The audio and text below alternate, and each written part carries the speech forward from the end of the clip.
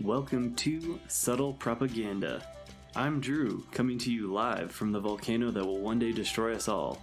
Joining me is Three Circles Mike, who has no idea what a Venn diagram is, Integrity Joe, who's late in light, and Rob. We will be talking about pop culture, world news, politics, military culture, fight videos, and the general state of the union. Are we charlatans? I don't know. You decide. Oh, and remember, like, subscribe, and share this podcast with your friends, and don't forget to tell us how wrong we were in the comments.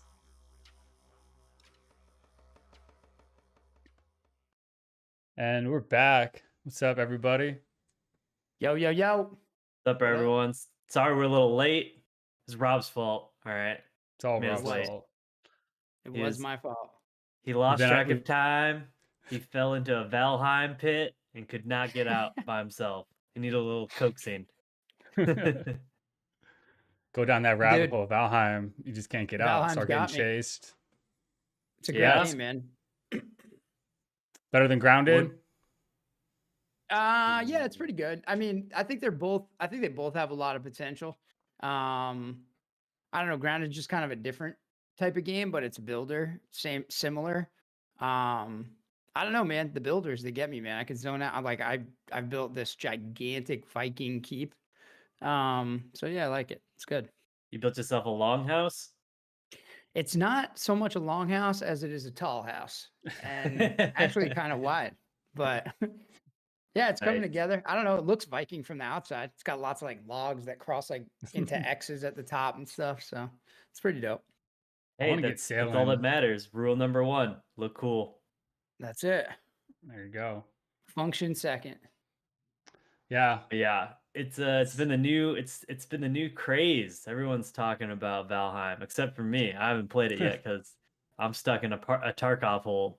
I don't know. Maybe you guys would Yeah. get me to convince me to buy it and play it with you guys. I should just do like the free 2 hours or whatever. Yeah. I mean, it's cheap, dude. You'll like it, dude. I mean, dude, you're the type of dude that you would like it. It's literally an endless adventure game with a builder and survivor element. So like you can't hate it. Yeah, I mean, I'm still trying to recover from the last thing you guys got me into. I don't know if I'll be able to recover. Tarkov has got me, bro. Right? Nah, you gotta dude, break and you gotta break your stranglehold now that you got NCAPs and MCAT stuff to study for now. You can't be Yeah. grinding all day and night anymore. Going I back to know. the MCAT, huh? I just Drew, took a Drew, full length tell him, practice. Tell them your crazy schedule you did this week because words are hard, bro. Let's Dude, hear it. words are hard and they do mean things. And because I'm an idiot, I don't pay attention. Now have to take 3 full length practice MCAT tests in 4 days because I took the wrong one as my initial diagnostic. Whoa, no Yeah. way. Yeah. Sucks because I did way better on that one than I did on my actual diagnostic. Damn. I know. Yeah, because you took one on what was the mess up one that was Wednesday? Yeah, I And took then it you on took one Wednesday, today? and I was like, "Oh, I'll give myself like a couple days of buffer, no problem." And I'm looking through this email, like what I need to do before my first class starts. I'm like, wait a second, what? One of these is not like the other, and I was like, Right.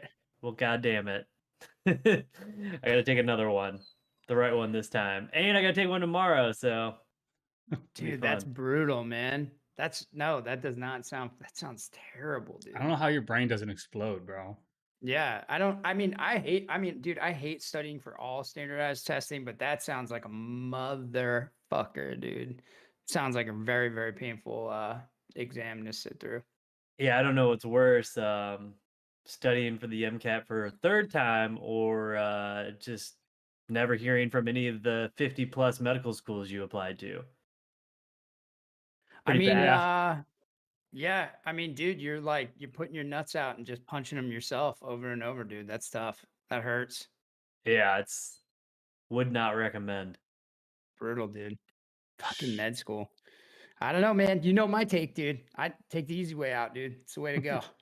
That's right. Seppuku, Harikari, That's just it. end it all. Write myself a Oh death no, poem. yeah. Not that. No. I mean, just either go do it in the military or go do something else. The I mean, fucking, I guess I guess it's technically it's not. They say it's not over until like the next cycle officially begins, but it's the end of February. I haven't got like anything other than R's or rejections, so I've just When taken. does the next cycle begin? I believe it officially technically starts. I want to say April. Could be wrong though. Damn. Yeah, not great. It's not great. I, for one, cannot wait until April because then I will be done fucking around with school and ready to Yeah, move you on guys are with in my the life. home stretch, right? That's it. Yeah. Done with Oh, school. You're still trying to continue your school journey, and I can't wait to get out. Yeah, yeah. going back in for some May. more. Woof. What do you Oof. guys? No, thank you. What do you guys? You got? It's got a big celebration plan for once it all finally ends. Nah, nothing, dude. Literally not gonna do a thing. I mean, plus with COVID, I was gonna do like a dinner with my family. I mean, dude, I'm fucking 30-year-old man. I'm graduating college. Like, I don't really give a shit. You know what I mean? I just give me a job. That's what they said I had to do. I did it. They told me to jump. I jumped as high as they needed me to. Now just give me the job so I can move on. That's kind of my thoughts on it. So not doing a whole lot. Yeah, I'll just be excited to not have to worry about whatever the next email in the middle of the night of assignments that are due in like 12 hours or whatever nonsense is going to come down from that, and just go into actually having a job and making money instead of paying people to make my life miserable. At least I'm getting paid to be Exactly. miserable, you know? I don't mind being miserable if I'm getting paid, you know? That was like Yeah, the whole point of the military at the time, you know? dude, people make these condescending comments. No, I shouldn't say condescending because I'm not giving people credit, right? Like I'm not trying to be a douche. But people will make these comments to me sometimes that I'm just like blown away by. They'll just be like, "Whoa, well, after you're done with school, it gets way harder." As if like I haven't been in the regular world. Like if I had, like as if I'm like a little kid or something. Like, dude, I'm not graduating from fucking high school. Like I understand what the professional world is like, and yeah, sure. Like sometimes there's going to be quarters, maybe even halves where you're going to have to work really hard and maybe you're going to work through weekends. You're going to put in 60, 80-hour weeks. But like when you knock the targets down, they don't just keep coming back up. And that's kind of how I feel like school is. It's just really ridiculous. Um, there's too much hand holding. It's boring. I don't feel like you Yeah. learn anything. Dude, like for instance, I don't know, we were complaining about this before, and I think it's worth noting since we always talk about education, but it's like, dude, dude, like I'm taking a class on international trade, and we're like reading, well, like every week we have to like read these articles on trade from like the New York Times or like, some other fucking whatever, some other newspaper that probably is not really accurately, you know, talking about these things in any way, shape, or form. They have no mathematics in them, nothing really empirical, just kind of describing the situation. And then like we spend the first 20 minutes of my class talking about it. It's very weird. I'm just kind of like, this is what I'm paying $7,500 a class for. Like this is crazy. Sometimes Yeah, I feel like I'm taking crazy pills again, but I don't know. Almost done. Well, yeah. It's but feel that way too sometimes. I'm like, I don't know what I'm really getting out of this except for checking the box. Like, Yeah, it I oftentimes does feel that way. I only felt like that my last semester, which is kind of crazy because I was taking 22 credit hours in my last semester. So it's just like, why would Brutal. I feel like that? But it was because I had completed my undergraduate so quickly that I was just taking all of these classes back to back, and like none of them were like wasteful classes. These are all like either weed out classes in my biology like major, or they were like the higher upper level like biology or chemistry sciences that what is like what you need to complete your degree.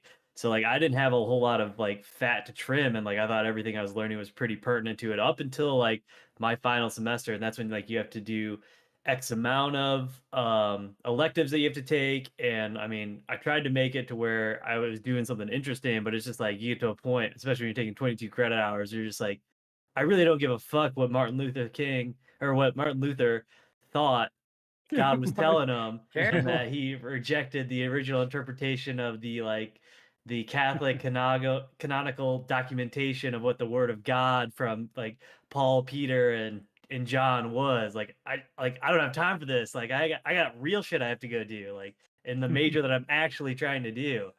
But Yeah, Yeah, see, that's my gripe a lot because you could finish in literally, at least in my school, I could finish a year early easily without like, because my first 2 years was the opposite. I took all of those classes at the beginning because you have to take them first, and then you finish your last 2 years with all your 3s and 4,000 level classes. So like my first 2 years, I wasn't learning anything. I was taking like all the philosophies and politics and criminal justice and just whatever electives I had to take, and I could have been taking natural sciences and been done already, you know. Yeah. But yeah, we can man. go on. I We can don't go know. on the soapbox on fucking school forever. But Yeah, it's a drama, but done in April. Whatever. Almost I'm stupid almost for there. doing it. Yeah, waste of Well, time.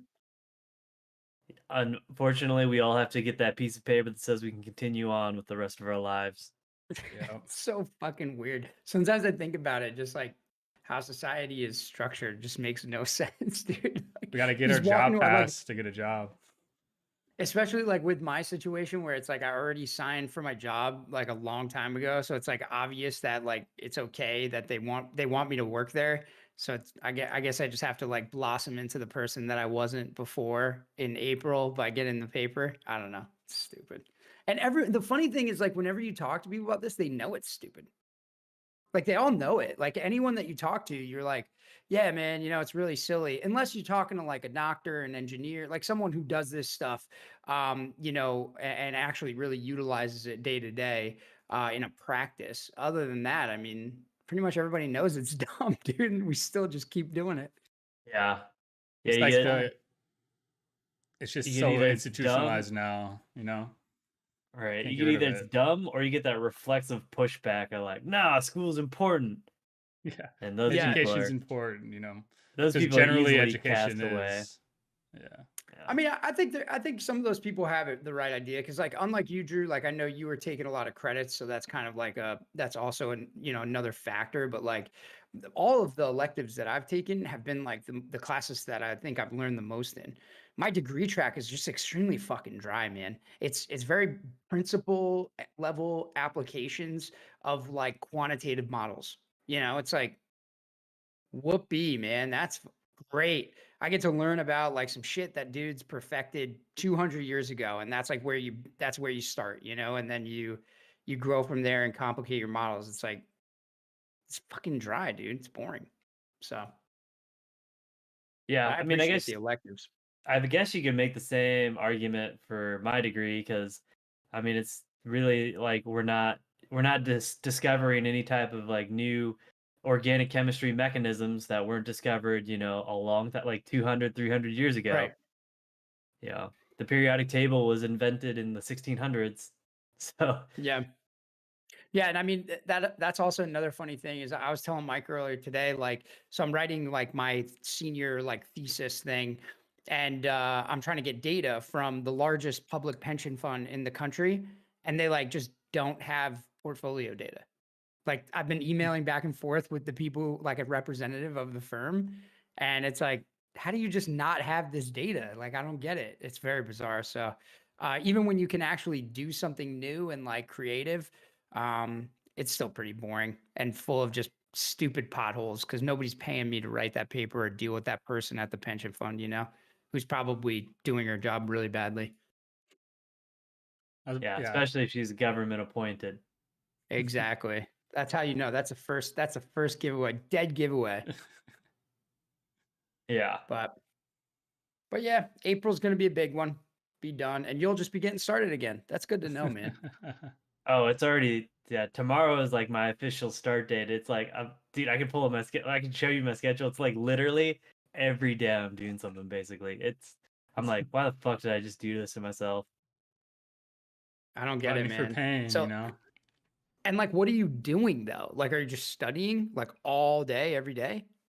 Basically, it's like you have homework that you have to do, like assigned reading to certain chapters. Like it's just basically it's taking all of the content you would have to know for the test and just basically forcing you to do it either in a week or like a day, um which for somebody like me, like as much as that, like I hate or I don't like, that's the way I learn the best. Like when I first started studying for this test, my tutor was just like, well, tell me what I need to do to help you. And I'm like, well, that's what I'm paying you to do. Yeah. What do you mean? What do I, what do you need to do to help me? Like, you're supposed to tell me. Like, you tell That's me where I'm bad and tell me how I need to fix it, and we'll go from there.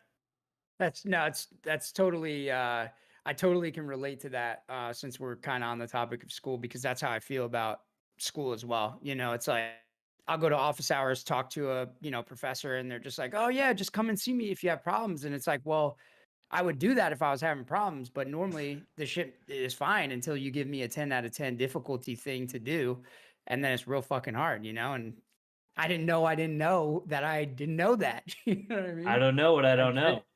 Yeah, exactly. It's hard. It's Yeah. hard. And I bet the tutor fucking takes a lot of money too, huh? Oh yeah. Yeah, Yeah. I mean, this class that brutal. I'm in now is stupid expensive, I bet. but if it gets me in, Yeah, hopefully it I mean, works out, since dude. although these medical schools say they take a holistic approach, but I'm clearly just a test score number. Yeah. So Holistic anything approach, that man. gets you into med school has got to be expensive. This seems like the only way it works. So Yeah, I mean, they make you jump through enough hoops, you know, you got to pay the price to ride the ride. true, Unfortunately, true. You'll get it, dude. You'll get it sorted. But I don't know. Anyway, school's fucking over. School's just beginning for Drew. That sucks. Hopefully you get into Drew's Harvard. going round too. And then you yeah. can, when you get into Harvard, you could write the next paper on COVID transmission. Right. Oh boy. I was, it's funny. I was just, this practice test that I just took. One of the questions or like one of the passages, and it actually did have like it was like about like the health disparities amongst racial groups in like the United States. Um, but yeah, I don't know. Like, give go ahead and out and give the deets on this awesome Harvard paper you came across today.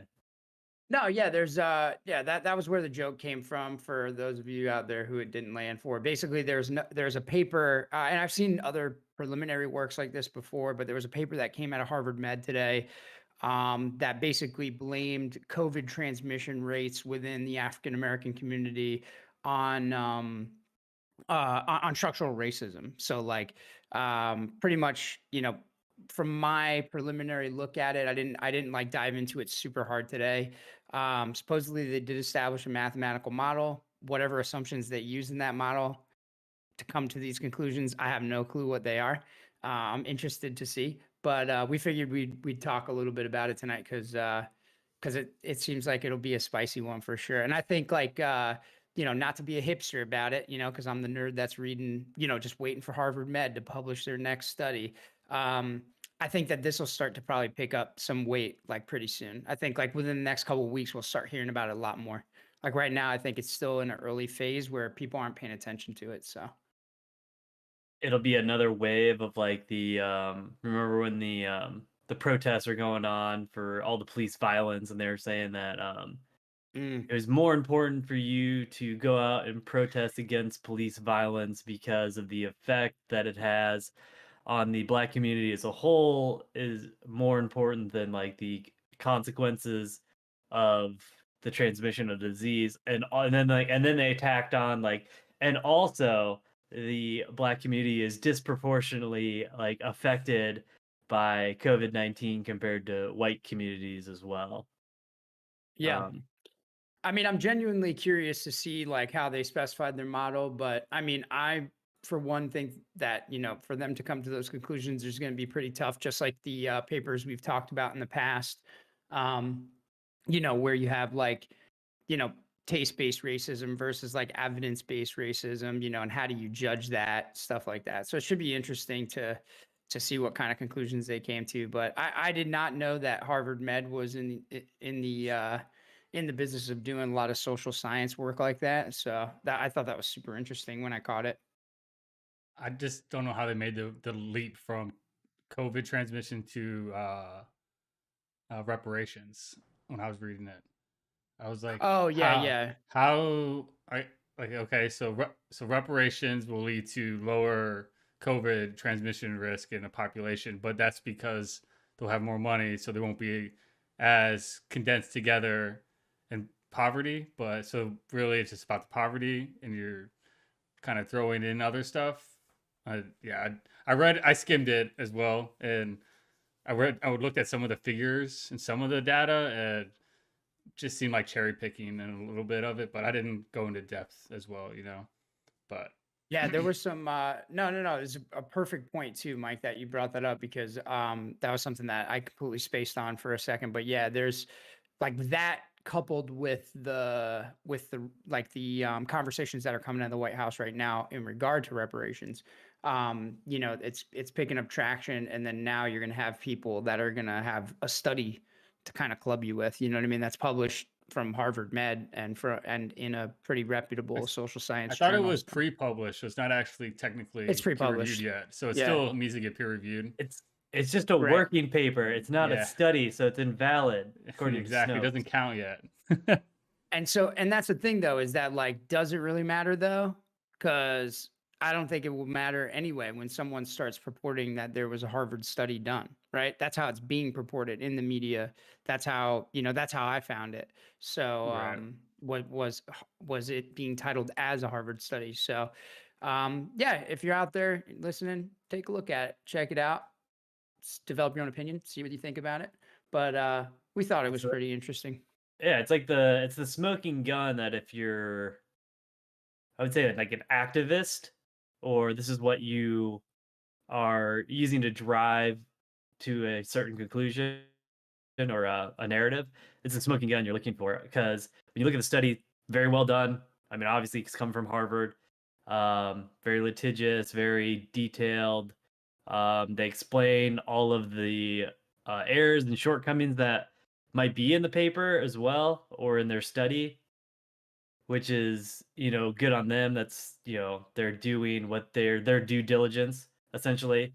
But yeah, it'd be interesting to see what types of assumptions that they would make. But ultimately, this is something they've been beating in social science for the last 30, almost 40 years now. Like I was saying in this MCAT test I was just doing today, and this section I was reading, they're talking about the disparity of healthcare between Black and white communities. I mean, there is a stark difference between the amount of life expectancy between Black and white people, heart disease, HIV, diabetes, and they all link this to essentially socioeconomic incomes or socioeconomic status, um, income level, education attainment, and then neighborhood segregation. And so that's just, I think this is just the latest in a long string of things that they've been using to study or drive this social science narrative where it's like the latest thing. I mean, it's the big thing is to just bring this trend up, and now they're just using a new disease or what's in the media to get some more traction on it. Yeah, no, well said. I think it's really strange, you know, how some of this stuff emerges, but because it's, you know, it's like we've talked about before, like when we looked at the Fryer paper, um, where, you know, it's basically like, how do you know? Like, how do you know that you can't know? There's just a statistical disparity that one person calls racism and the other person calls a statistical disparity, right? Like, there's just no way to know what's in like a police officer's mind. There's no way to know what's in you know, a healthcare provider's mind when they're looking at a patient, right? Like, um, we all hope it's one thing, or we all, you know, would like it to be one thing, but at the end of the day, how do you know? You know, so all these types of inferences that they're making from data are really dangerous. I mean, this is what makes science dangerous. You know, from the jump is like, you know, we've been doing this throughout history. We've been justifying lots of terrible things that we do with all forms of data. You know what I mean? That now today Right. would be, you know, those types of books would be considered banned books. you wouldn't even be able to find them. They're completely removed from the catalog. They're not in the body of, human knowledge anymore. So, and those were real works of literature back in the day that of empirical, literature that actually, got us in a lot of hot water. So, um, Right. And that's not even addressing the complexity that is human interaction. I mean, right. Yeah, especially when exactly. it comes to something where you're like analyzing the transmission of an infectious disease. Right. It's especially a super weird novel that they one. would go there with it. But Yeah. Weren't they yeah, linking South exactly. Korea to Louisiana in their Yeah. in their Yeah. rebuttal too? That's Like, probably one of my biggest critiques is like, okay, you want to like compare these things, like you're just comparing like completely like one homogenous culture that is so different than the United States to Louisiana, just because. And why Louisiana? Just because it arbitrarily had sufficient amount of data you wanted to use. That's from what I got from the study when I read it. But Yeah. Yeah, I don't know, man. I don't know. It's trip. But yeah, I don't know. We figured that would be worth bringing up to decent look, something to keep in the rear view as you keep kind of moving through life. Because like I said, I think it'll gain some traction. I have no doubts it'll pass peer review. So, um, oh no, yeah, it'll yeah, for pass we'll for sure. see. sure. Yeah, it'll It's But I, pass. just I guarantee Snopes won't write a rebuttal about how this paper shouldn't be accepted as a paper because it's only a working Snopes. paper, like Roland Fryer's study. I don't know. Well, he got canned. What did he get canned for? Was like some type of weird sexual thing or something. People were hating him on him about. He got canned. Well, it wasn't like he got canned. He didn't get canned, Oh, but sorry, what's a better word? He got canceled. He got canceled. Like okay. people were like, "Oh, this dude's like a sexual assaulter type of guy." He got Therefore, Neil deGrasse Tyson. yes, something in that same vein. Yeah. Um, I remember that being a part of it. We'll look that up later and we'll come back to it. But I remember that being a part of it. But speaking of people that are big intellectuals, one of I wouldn't call him like a favorite public intellectual, but he's becoming more of a public intellectual and he's kind of on my list. Anyway, this guy named Dr. Carl Hart. Have you guys Oh heard yeah. any recent news about him? No. I heard he was recently on the Rogan podcast, but that was it. Yeah, so big thing that came out recently was he did an article. So for anybody who doesn't know about Dr. Carl Hart, he's a lecturer and a professor of, I want to say, neurobiology or something of that nature. He's like a neurologist type who studies the interaction of drugs on the brain. He's like doing crazy level science. Um, and he's, like I said, lecturer at Columbia University, incredibly intelligent dude, publishes He's a a bazillion times, neuroscientist. Sorry. neuroscientist. Um, and so basically, he has for a long time advocated the full legalization, like of all drugs. He's like, hey, just legalize all the drugs because he like famously said that like withdrawing from heroin is like having a bad cold or catching the flu. And I was like always really interested by this guy. I never got to take a class by him, unfortunately, but he recently he came out as an active heroin user while he is still engaged in research at Columbia University and a professor of classes and a public intellectual, appearing on Rogan and stuff, which I thought was fucking wild, dude. Like I don't think that's ever happened. That someone has come out like at that level as open about it now. Like, hey, yeah, I shoot dope and there's nothing wrong with that. It's like drinking beers. I was That's like, crazy. He's not jeez, been man. like excommunicated out of the like everyone losing their shit. You know, like oh that shit No, looks that's man. bad image. 'Cause that's usually what happens when someone does that. That's exactly what I fully expected. Like I fully expected. I mean, I always knew that he had like a platform that was somewhat more like, it lends itself to the controversial because, obviously he's calling for the legalization of all drugs. Um, but then to like not only say like, yeah, legalize all the drugs, like that's my crazy controversial policy position, but then implicate yourself and tell everybody, yeah, like by the way, I love shooting heroin, so legalize all the drugs.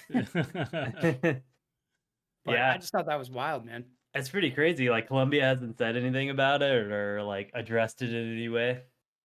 Not that I've caught. No, not that I've caught. I mean, he kind of like alluded to having some fear of like how Columbia would take this art that article, the interview that he did. But I don't know, he did it. I haven't heard anything or seen anything.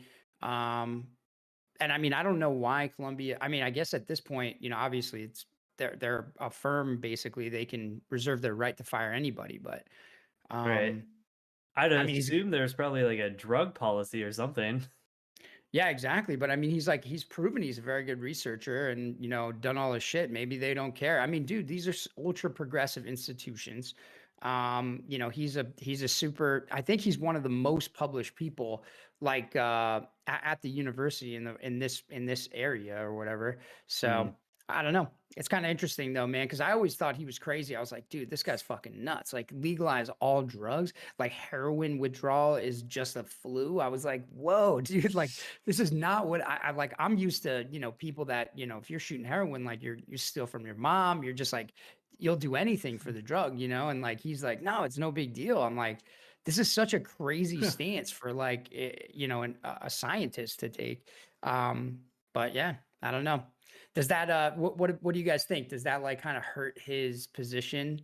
Like in your eyes, as like two dudes that are science studiers and aficionados. I think it definitely affects a lot of the work that he's done if he's done it himself. Like you Yeah. tell him that, I mean, that is the ultimate confirmation bias. Like how are you a researcher in this field where you're just like, oh yeah, heroin's not that bad. You can do it responsibly. Getting heroin hangover or getting heroin withdrawal is no worse than the flu or cold. Look at me, I'm fine. Like said every addict of all time. I can stop whenever I want. It's not out of control. I've got it. I got this under control. I can handle it. I only do it when I want to do it. I only do it, every now and then. Every day, it's not out. I have 2 or 3 drinks at a time maximum. I maybe splurge a little bit on the holidays. Like that's what this dude sounds like. No, dude, Sounds you're like a 100% functioning right. heroin addict. Like instead of a functioning alcoholic, he's literally a functioning heroin addict at this point, and Yeah, his that's own what I was test like. subject. Like That's why I was like, did the university be like, this is a very challenging, this is a very challenging issue. We're making every resource available to Dr. Hart if he needs it. If he's having any, does he need help? Like, where they could, could encourage him to like maybe reassess. Like, I don't know, dude. Let's sound a little weird. Like, you're the guy telling everybody heroin's not that bad for you, but you're also doing heroin. Like, I Really don't know. crazy, man. Like, I wonder if it's we give Rogan the shit, like all the shit for like basically being like pot makes you better at everything, and he's just a meathead who does jujitsu and tells jokes for a living. I mean, this guy's supposed to be a leading neuroscientist in drug addiction or drug use.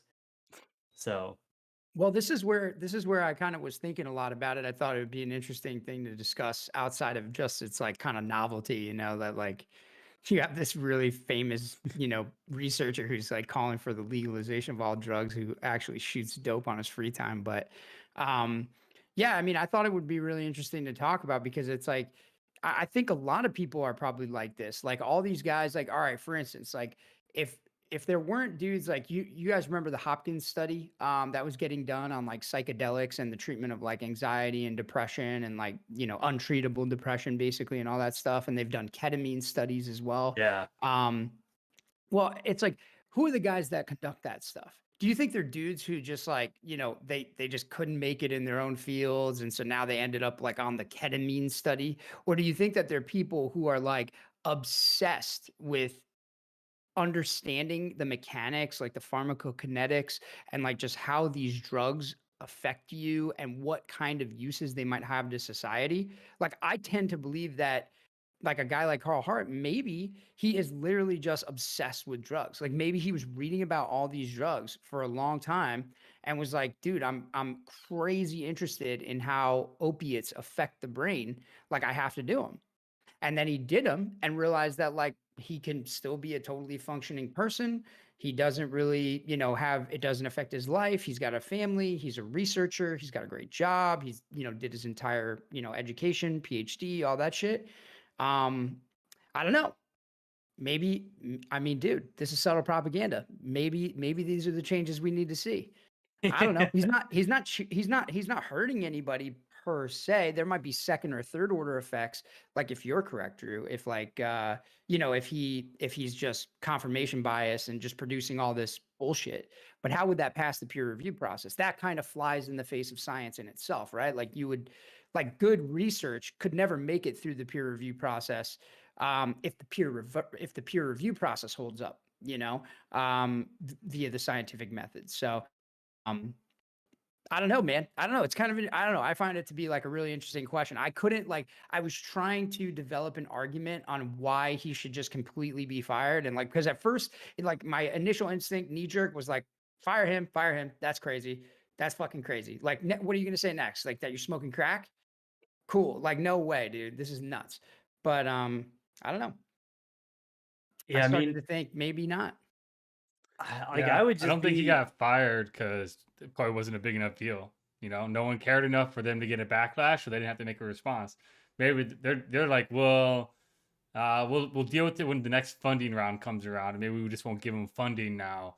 But we don't really have to fire them unless everybody gets mad, and then we need to do something. Maybe because maybe that would bring more light to it and maybe blow it up even more than letting it kind of fizzle away I don't know. internally. But Yeah, isn't I there have no idea. Don't you guys think there should be like a delineation between the actual science that goes into something like drug research or drug addiction and like people that use them? Like if that's what you are really passionate about and you would like to know more about and understand it, wouldn't you try your best to be like, you can't, none of my results are tainted? Like I have done what I need to do, like especially when you're saying something as radical or counter to what is considered the normal convention that heroin's not that bad, it's not that addictive, you can get over it really easily, withdrawal is not that bad. Wouldn't you go through the extra mile to make sure that your research is beyond reproach, that it can never be tainted? And this is like, you gotta, I don't know, like I'd just be like, I understand like there's empirical evidence and you can do good work, but like I don't know what's driving the the research here, or like your narrative, or the through line you're trying to find here, Yeah, I mean, I tried to think about, I guess the way that I was trying to, and just to say this really quick, Mike, to your point, he can't be fired because he's tenured, right? So like, Yeah. unless he does something that like is against the law, which I think, right, like obviously if you're tenured and you do something really crazy, like you can still get fired. So like, I'm wondering where the boundaries are for like getting fired for him. But back to what Drew was talking about, it's like I was thinking a lot about that guy. That's why I brought up the Hopkins studies, because I was thinking a lot about that guy that was on Lex Friedman's podcast that talks about the psychedelic mushroom, the psilocybin study that they did at Hopkins, where they basically brought in people that, were having untreatable depression or anxiety, and they just fucking loaded them up on mushrooms.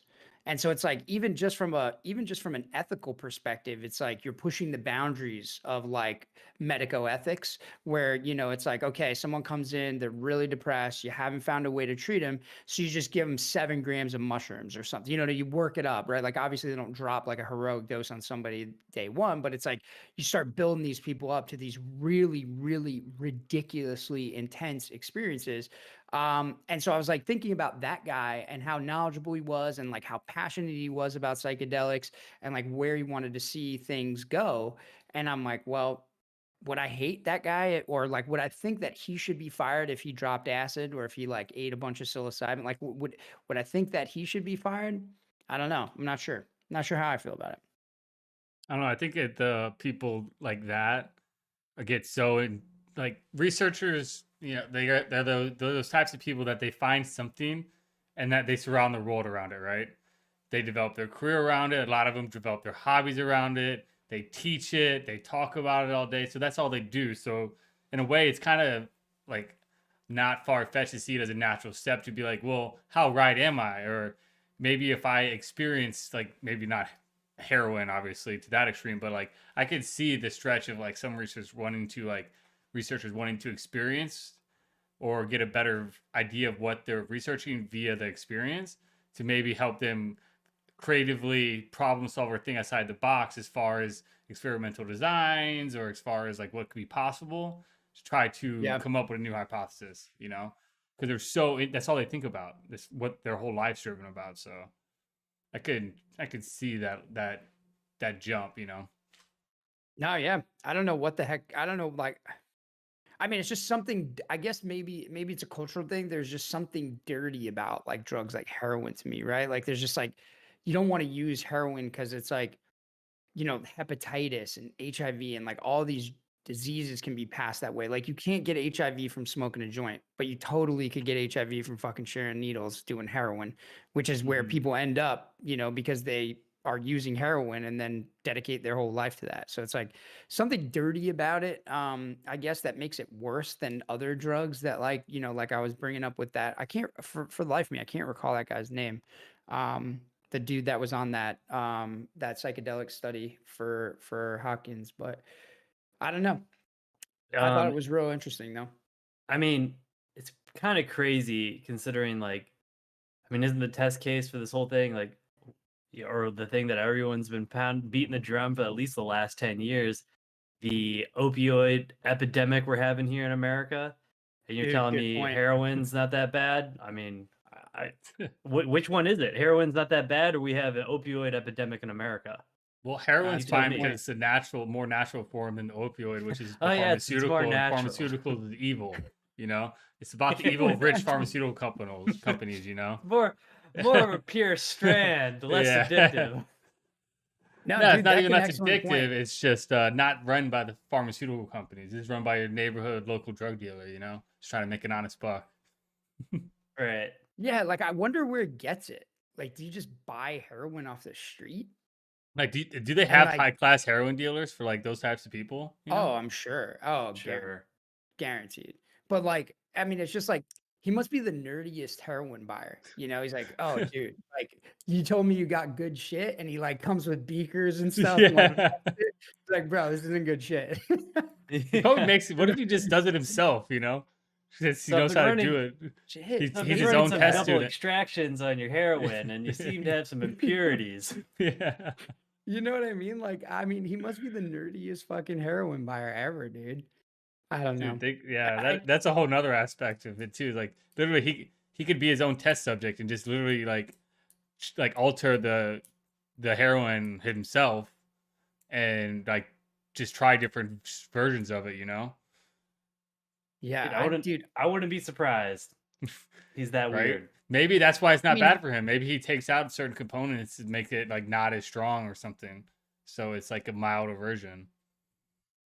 I don't know, dude. Like, you guys have had like opioids from like surgeries and stuff like that before, right? From Dude, injuries and stuff. like I'll be honest, like when I've had them from like injuries or like when I'm getting surgery or something, like dude, they're great. They're great at making you feel like you are at the top of the world. But dude, there's a lot of gross shit that comes associated with it too that I'm just like not super into. It's not like it wouldn't, I guess what I'm saying is like it wouldn't be my drug of choice. Like I don't know why he enjoys that so thoroughly, but to each their own, I guess. Right. Yeah. Everybody's own vices. Yeah. I don't know. But yeah, man, I thought that was such a trip, dude. I think there's probably a bigger conversation that we could have about it. But yeah, maybe the tides are turning, man, and drug acceptance in the US is coming around. Well, it's definitely at an all-time high though, right now for sure. I If think it was gonna maybe not for happen. heroin, but Well, it's a drug Yeah. slippery acceptance. slope though in a way, right? With like Oregon decriminalizing everything and other states looking at it. Just a matter of time. Because as things get decriminalized, people tend to have a more socially acceptable outcome of them, you know? Yeah. I mean, I don't know if we want to go down the decriminalization rabbit hole, but like I think there's pros and cons associated with it, but like for the most part, um for the most part pros, especially with like stuff like marijuana, right? Like you catch 20-year-old dude with like a bag of pot, and then you fucking, you make him go to jail for that. Just sounds stupid. But yeah, I think with other drugs, that's really crazy. I'm curious to see how it works out in Oregon, because like Yeah. it's like when you think about it, right? It's like criminals are typically not like just single criminals, right? Like you guys knew bad kids when you were growing up. Fuck, maybe you guys were bad kids when you were growing up, and bad people typically do a whole spectrum of bad shit. They don't just involve themselves in like, hey man, like I only steal TVs. That's why they don't have jobs, right? Because they don't specialize in anything. They're just like, dude, I'm just going to do whatever I can to get by, and I'm going to commit crime. So whether that's selling drugs, whether that's theft, whether it's whatever, right? So it's It's like, a positive feedback loop of bad decisions. yeah. And so I think like normally the drug laws help to some degree, and I don't have any empirical data to support this statement. It's just my opinion, but like I think to some degree the drug laws probably do help to incarcerate those criminals that should probably be getting caught for a whole lot of other shit and never do. Because that's just what they got pinched on. You know what I mean? Like they were driving around with coke in their car and they got pulled over, and that's what they got pinched on. But little did you know, at home, this guy's got a big old brick of coke and he's fucking selling coke to everybody. You know what I mean? And he gets pinched for like a personal use, So it's like stuff like that. I don't know. And he's probably getting caught for doing something else that he got in trouble for to begin with half the time, and that's just what he gets Right. stuck on. You can't catch him for something they've already done, but usually habits trend with that way. Like odds are they're probably rolling around, usually with probably a bunch of stuff that's illegal, and end up getting caught for that. No, It's for definitely sure. true. But yeah, because that's I a mean, very there's good got to be point some. with like the whole decriminalization with criminal stuff too. Because yeah, if you're just using like a medicinal drug, for instance, whatever it is, usually you're just kind of using it as like either maybe a social encounter at your house. You're not usually like branching that off into now I'm gonna go do this other thing and go do this other stuff, go start stealing or go start just breaking a bunch of more laws, right? You're just in the normal aspect, I would assume, right? It's more singular than Yeah. just, but I don't know. Yeah, I don't know. We'll see how it shapes up, I guess. I mean, maybe it'll be a net benefit. I don't know, man. Oregon looks like not all of Oregon, but specifically Portland looks like a fucking mess. So like we'll see what adding drugs into the fucking into the pot does for them. So That You was think old before. Biden will 100% federally legalize marijuana during his 4 years? Think No. Democrats will finally do that? I'm No. not sure, man. I'm not sure. Yeah, I mean, I think he's like, I think it's probably low on the agenda. You know what I mean? Like, I think it's like a social advocacy movement more than it is anything else. And like, dude, we've got COVID. We're in a fucking financial crisis, like an economic crisis. You know what I mean? Like, um, I think he's got bigger fish to fry. You know what I mean? So I think a lot of younger people don't really understand like how much the older generations. These are the majority of the people that go out and vote and support. Who's elected. It's usually the older voters that determine who's the president. They're not for pot or for marijuana. yeah, They are not down with legalization. And that's the same people that are in office too. So that's why I was Yeah, bringing it up, because exactly. it's a lot of people think that now that you had old Bernie Sanders and you had the Democrats and the younger representatives all pro legalization, but you still got old Joe, who I'm pretty sure last year said he still doesn't believe that it's not a gateway drug. You know, so I'm pretty sure that it's not on his. If he passed it or entertains it, it's probably like a party side thing, It's not something a that gateway he's drug. Take a look at Hunter. He's fine. He's doing great. He's killing the game. He's a Yale lawyer. Just got out of the Navy. Honorably discharged. It's good. He's fine. Killing it. dude. I mean, I don't know, man. I'm the you guys know me, dude. I'm the worst when it comes to this because like I don't really care that people use drugs, but like like an opponent of legalization. So like people always get fucking up in arms when they hear that I'm an opponent of legalization. And when like we were talking about this the other day, you know what I mean? And I was saying, I forget who we were talking to, but I was saying that like I'd like to see, because someone asked, they posed the question. Maybe we could pose it here, and if you guys want to chat about it, let's do it. If not, just let me know. But um, someone posed the question like, which one's more dangerous, right? Like pot or alcohol? And the only reason why people think that alcohol is so much more dangerous is because alcohol has been studied for so long. And yes, obviously, because alcohol, drank in enough quantities will kill you, and supposedly you can't smoke enough pot to die. But still, I think it's completely understudied. I mean, we don't know, we know basically nothing about it, because it's been, besides the fact that, a lots of people say it works wonders for them, makes them 10% better at everything, in the words of Joe Rogan. Yeah, I think we were talking about I that, don't know. Rob, and that's a good point because I didn't think about that until afterwards, and I was thinking about like where alcohol came from, how as long as it's been around, right?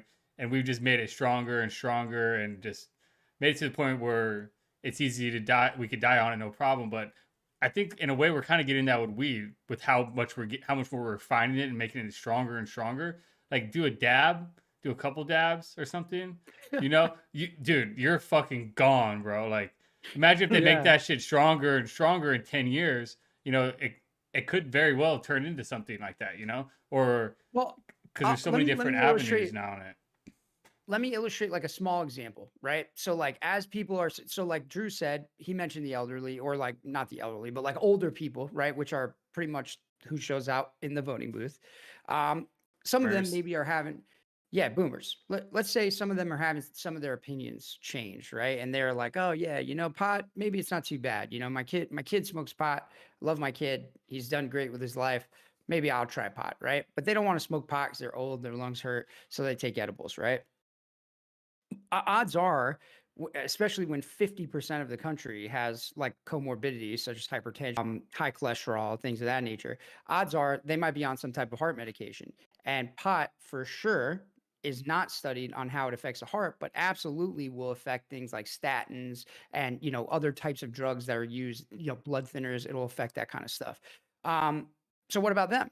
Just people, normal everyday people that probably would have lived had they not been taking a statin, but then have some type of severe complication, need to go to the emergency room, or potentially even come close to death. I mean, there's all types of, situations where you just don't really understand like what's going on. And like, I don't really understand why you would want to create a market that you don't understand, right? Doesn't make sense to me. Like you would think you would understand everything about a market before you made it, Yeah. that'd be the or as logical close and to it. unemotional response, but Right. everything's very emotional. Well, I mean, I like I said, I think it's, obviously it's for the vast majority of people probably fairly pretty harmless. I just don't really understand that, like, how we're, think about it. Look at how we're doing it. Look at places like California, who were one of the earlier states to legalize, or Colorado, right? Like, dude, Denver couldn't even figure out like what to do with people that brought pot in the airport. They literally didn't know what to do with them. They're like, wait, it's legal here. So like all these guys are just coming into the airport with pot and we don't know what to do. Like, it's just constant putting the cart before the horse, and you're establishing this market you don't understand. You don't understand any of the other effects. None of that stuff really gets, captured in your models. I don't know. It just seems like a fucking mess to me, that is not really worth a lot of time. Like, do you guys really care about people that smoke pot that much? Like, I don't give a fuck. Like, if you really wanted to smoke pot and you were buying it from off the street or something, I'm sure your life was fine. Like, your life will be no different when you buy it out of some dispensary for $10 to $20 more, because now the market has set a price on it, not your drug dealer. So, I mean, That I was the just other don't really thing we see the were point. talking I think there's about. other bigger things we could do. Well, that's the other thing we were talking about too, is like the once it gets legalized doesn't mean it's going to be necessarily better for the consumer, as everyone Right. thinks. I think everybody's just worried Well, about, they really want to decriminalize so they don't have to worry about it being illegal, and they think this is the easiest way. They don't think about all those other ramifications that we're talking about. Like you brought up the difference in California's quality after they got legalized. Um, and all that stuff. Well, and also another thing it reminded me of, Mike, is you're 100% right because black markets still operate. Like, you remember the Cushy brand pot that I sent you that article about? They Mhm. basically, Cushy is like some edible producer, marijuana producer in California. They were running an entire black market operation so they could cut higher margins by sending it to other states that were where it's illegal, right? And so people are like, "Oh man, that's evidence that legalization will cure this." And it's like, no, that's just evidence that market inefficiencies will always be exploited, right? Like that, anyone that finds a price asymmetry in a marketplace is going to use it. It's all that proves. It doesn't prove that you're going to solve, because nothing technically bad was really happening there, right? Supposedly they were using some type of chemicals that maybe are not allowed by the state of California, but I don't know. Maybe we need Drew's chemistry skills on that. But I didn't. It's not like I heard of people dying because they were using Miracle Grow on their pot plants or something. You know what I mean? So there was no like harm, that happened. So I don't know, man. I think it's an overblown. You got guys like Elon Musk who are talking about colonizing fucking space, and then you got some dude on the corner who's like, "We need to legalize pot, man. This fucking thing that's needs." It's like you sound kind of ridiculous. It just sounds stupid. I think we have bigger fish to fry. No, yeah, definitely. I think it's just a lot of reflexiveness because of, marijuana was demonized, Yeah. probably unjustly for so long. And one of the reasons why we don't know a whole lot about it, especially like there's just no longitudinals on anything, was because it was so restrictive and like you couldn't study it and nobody knows anything about it. So that's Still just can't really study it. right. They just and that's why people push back on it so hard. Plus, Yeah, people I think love everyone telling knows the stories. Schedule One thing's dumb. Nobody Yeah. Schedule One, like really, like heroin and pot are in the same caliber of drugs. It's like, I don't know, dude. Yeah. Is heroin even one? I bet I'm it's pretty sure two I think because it's an heroin's Schedule opioid. One. I thought And no, I think heroin is a Schedule One, but other opioids are Schedule Two. okay, because they Let's they look it probably up. had to do some type of Let's weird take a peek. legal like Yeah, gymnastics to Schedule make One that is okay. heroin. I don't Probably know made how some I special don't know how you loophole. make it, but we need. Drew, I'm sure you saw Afghans making it, dude. Oh So yeah, lots of Drew understands the production process. walked through lots of them, lots of poppy fields. They smell great. They taste even better. Yeah, They're I don't know, colorful. man. I think, dude, between that, it's like some crazy drug stuff going on in the country, though. But yeah, that was a great point about the heroin or the opioid epidemic. I didn't even think about that when I read it.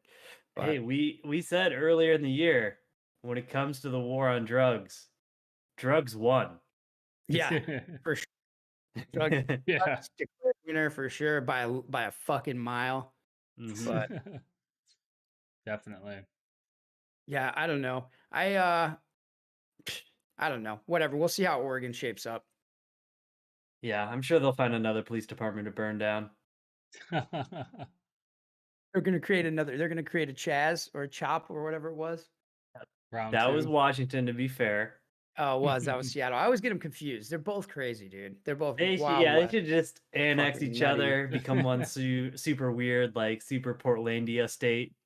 dude. They're super crazy, super weird. Um, I don't know. They put up with that stuff, so definitely not my thing. Have you guys been keeping up with? I mean, I'm not sure about you guys, but it's been snowing for like literally, I don't know, 19 days, 20 days in a row here. Like today, we had a heat wave. It was a whole 20 degrees. We've been down in like the negatives for a while now. Is the weather like terrible where you guys are too? Dude, this Yeah, is the it's been first snowing like time. net crazy. Yeah, this is the first time the snow's actually stuck around and accumulated day after day. Like Sunday, Sunday I was helping with move and it was snowing. Snowed a shit ton on Saturday. Monday we got like 5 inches. Tuesday we got more. Wednesday we got more. It's like every day I woke up, all Bandit's tracks were covered by fresh snow. I was like, this is weird. Usually the next day it melts. It doesn't accumulate. And it was this is the first day it's melted too.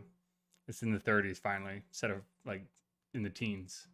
So I've been with you on Damn. that one. And they told us Yeah, all the glaciers were melting.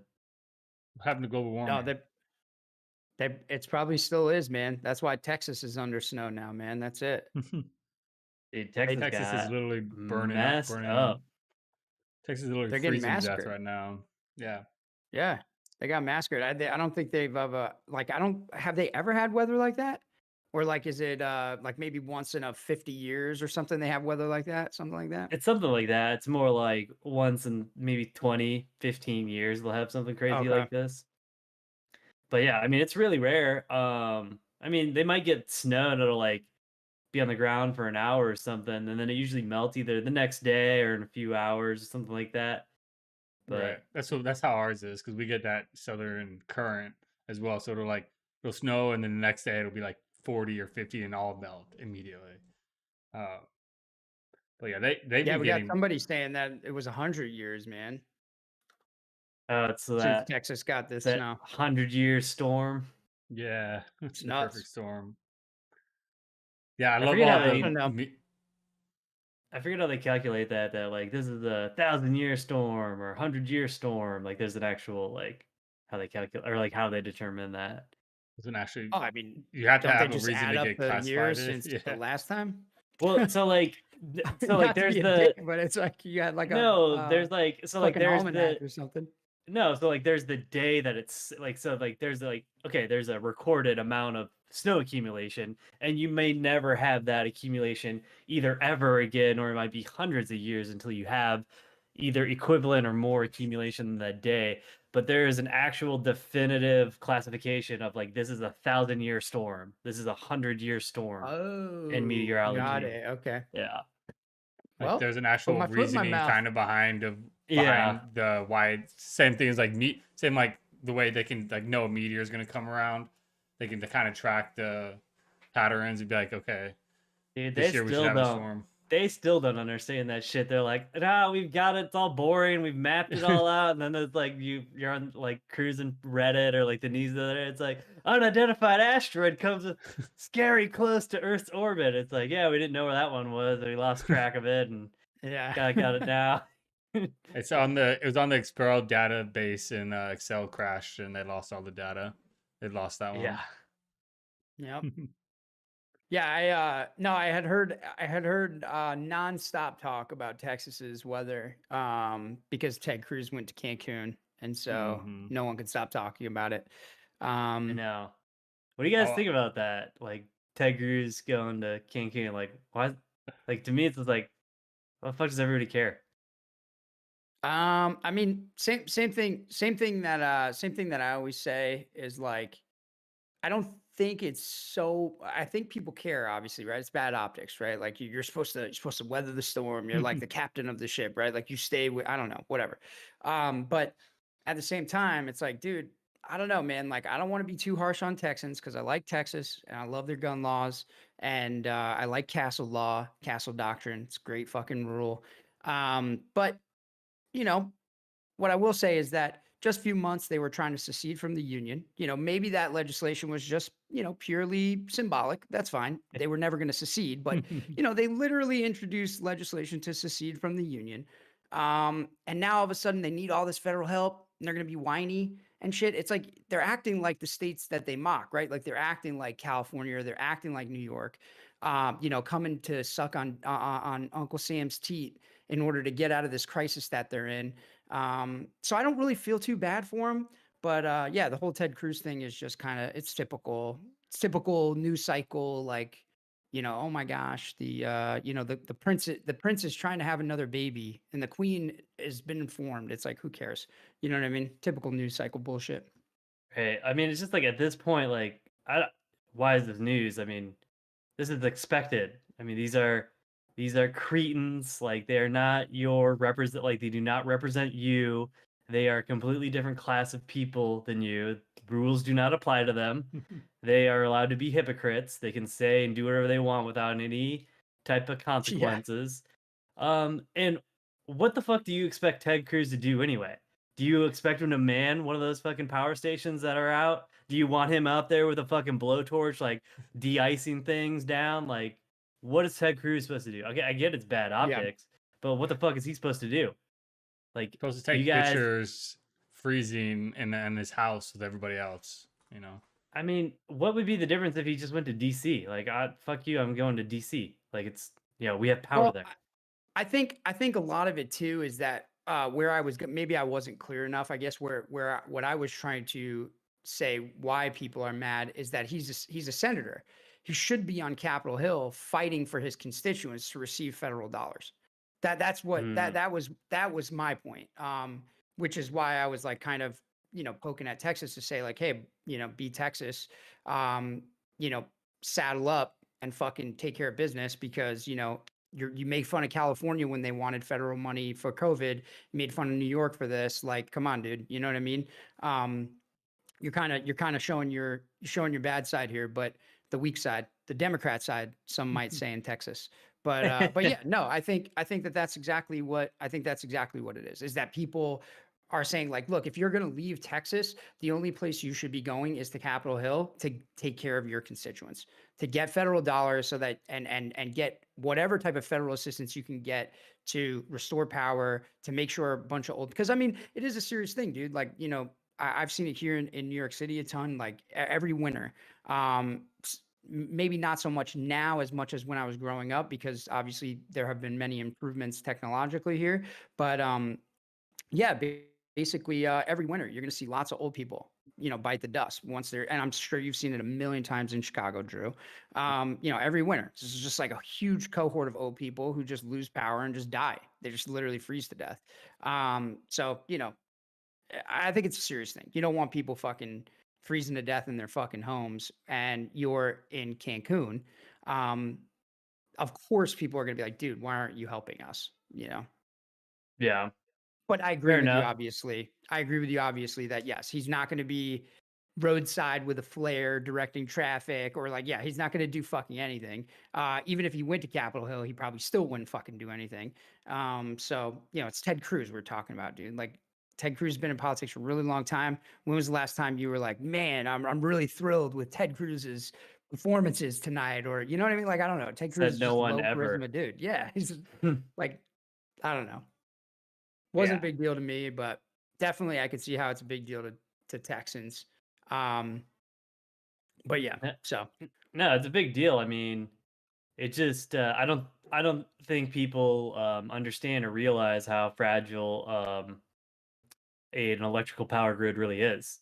And especially sure. when it's one that's set up in the particular way that Texas is, where they don't have another grid where they can divert power from to or like get like additional power from. So, Yeah, and I on mean, top of like having historically bad weather for a few days or a week or however long it's been. yeah, I know you're 100% right, man. I don't know a ton about like Texas's infrastructure in that regard, but I know like similar things happen here on the Eastern Seaboard where the level of interconnectivity is just too robust. And so if the grid goes down, there's just going to be max pain throughout like multiple states. You know what I mean? Not just in one isolated area. So since Texas is huge, I'm imagining it's probably a similar effect. You know what I mean? Yeah, I mean, I remember I was maybe in high school, it might have been middle school, but I remember when there was a big blackout on the East Coast and it affected everybody. I mean, even in the Midwest, like we were without power for maybe a few days to a week. And it was all just because there was a rolling blackout somewhere in like New York they couldn't handle. And it Mhm. literally affected the entire power grid. And so everyone's, shitting on Texas for being like, oh, they have their own grid. This is why like this happened. I'm like, okay, well, if the same thing would have happened, I mean, it might have affected me. Like, I need fucking power. And like, it was -10 out. Like, we need power. Like, this isn't like it's 32 and the pipes are freezing because, Yeah. the contractor's like, oh, we could install this extra insulation thing, but it never gets below 30 out here anyway. So we're good. Like, no, like, we need that shit. Like, so. No, yeah. I liked all I the don't know, pictures man. of the frozen solar windmills in like Sweden and New York and then Texas. And it's like, making this big deal. It's like, well, obviously it's because one's winterized and one's not. Like, it's not a big surprise that Texas isn't winterized, you know? Right. Put in No, what yeah, spend the that's a money, you great know, point. and rechange their whole infrastructure for one every 100 years, one time every 100 years. Like, it's Come stuff. on, Yeah, it's obviously Texas. something to be talked about, but it's not Come surprising on, that they didn't do Texas. it. We know your power grid is not 50% powered by windmills. We all know this. Yeah, yeah. I was gonna say, I'm like, What's dude, that? Don't pay zero any chance. attention to that big old oil derrick I got in my Yeah. backyard. That's nothing. That sucker's pumping out. That skipjack's pumping out 10,000 barrels a day. Yeah, I like how they Dude, blamed it see on here. solar energy or green energy. And it's like, really? So now you're saying that you have so much green energy that it was able to fail to cause the blackout? Like, Yeah, I mean, Too I much think green also energy. the thing with green energy that I think everyone always forgets, man, and not you guys, because I know you guys have definitely understand, or you guys definitely understand this, but it's batteries, man. It's not about the fucking solar energy. It's the fucking batteries. We can't make batteries big enough and powerful enough to hold the fucking charges we need. Just shut up with the clean energy stuff already, everybody. God, until the it technology will gets come. there. Yeah, it will Yeah. come, dude. Yes, Just- there's entire deserts that we could literally build a solar collection farm over the vast, huge, completely unoccupied deserts of every desert all over the whole Antarcticas, earth. Antarcticas. You know, it's like, dude, and then guess what? We just won't be able to fucking store it anywhere. So just wait till the battery technology gets there. It will. Maybe we'll get visited by aliens. They'll drop us off a battery for us to reverse engineer as like a little loot box, and then we can have solar power. But Yeah, until man. then, science can only do so much. Hopefully they can find batteries that are not radioactive to mine. Yeah. Yeah, exactly. There's another whole aspect into that too. Where's the raw Yeah, the materials human coming from cost. for your green energy? No one ever gives a shit about the human cost too, which is always fun. No one gives a fuck about the strategic element of it. Like they don't care that all of our rare earth elements that are used in magnets that power these giant fucking turbines and stuff for clean energy. They don't care that, oh, that all comes from China. Our nearest and dearest pal on the street. People are Because they just put a people are- fancy name on it, that doesn't mean it's bad. Artisanal mining. yeah, yeah. See some butler Oh. like serving 10-year-old Chinese kid like some lunch. In reality, he's like humping radioactive fucking sandbags up and down a mountain all day for $2 a day or something. It's fucking terrible. It's awful, dude. But I mean, hey, I don't know. I guess it's a cultural thing, right? People just can't. They really want to drive in the HLV lane or the green lane or whatever it is. So, Gotta get that new Cybertruck.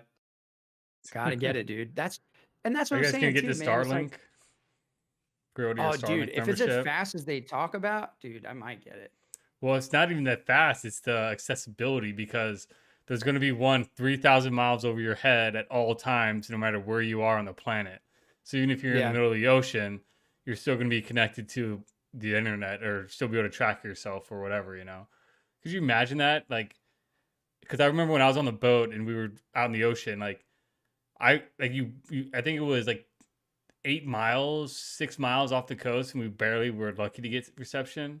Like, it's Yeah. like Dude, we literally gotta as soon start, as dude. Mike, we got to start solving the big problems first. Legalize pot, and then we can get internet from space. Okay, for everybody.